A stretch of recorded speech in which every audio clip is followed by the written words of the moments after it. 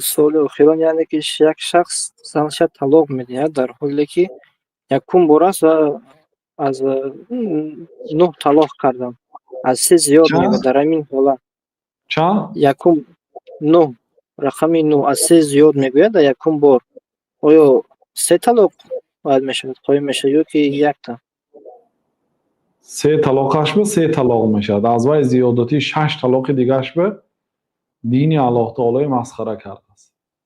وقتی که یک آدم به نزد عبدالله ابن عباس آمد رضی الله عنهما گفت که یا عبدالله ابن عباس من زنم را 100 طلاق دادم. گفتن که 3 تشکیل زنت حرام شد، 97 تشکیل دینی الله تعالی مسخره کردی. اتخذت دین الله هزوا، دینی الله تعالی چیزی بازی حساب کردی. اصلا 3 طلاق دادن هم حرام است.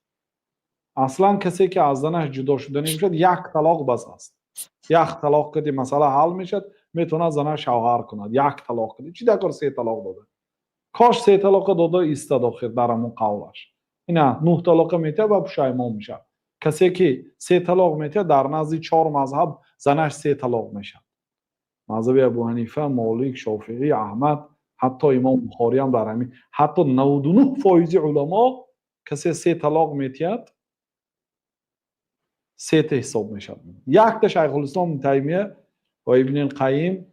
این آدما شیخ الاسلام تیمیه بعد میبینه، ابن القیم بعد میبینه، تو در مسئله طلاق حنفی فراموش کردین دیگه. هیچ کس طبق حنفی فتوا نمیتید دیگه. همه مذهب شیخ الاسلام تیمیه. و شیخ الاسلام گنده یو چوبه که این فتواش نقض شد. من شخصا در مذهب شیخ الاسلام نیستم در این مسئله. من در مذهب 4 اماما، امام ابو حنیفه، مالک، شافعی، احمد، بخاری، همه آنها میگوید که طلاق 3 تا. بنابراین کسی که اگر 3 طلاق داده باشد به من مراجعت نکند که یگان نیکی نمییابد.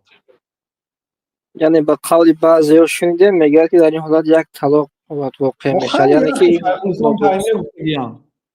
اساسگذار این قول شیخ الاسلام تیمیه هستند. الله تعالی رحمت کنه. آخه چی اول به استاد مذهب حنفی عمل نمیکنن؟ در همه جا همین وایداد میگن مذهب حنفی که کار کنیم مفته. همه در مسئله طلاق ابن تیمیه. طلاق نتیتان برادرها. جدا نشدنی باشتن طلاق ندان. طلاق برای آن آدمی که از زنش جدا شدنی هست. راهی حل است. طلاق برای ترساندن، برای این، برای وای نه. طلاق دادی مرد با این جدا شود.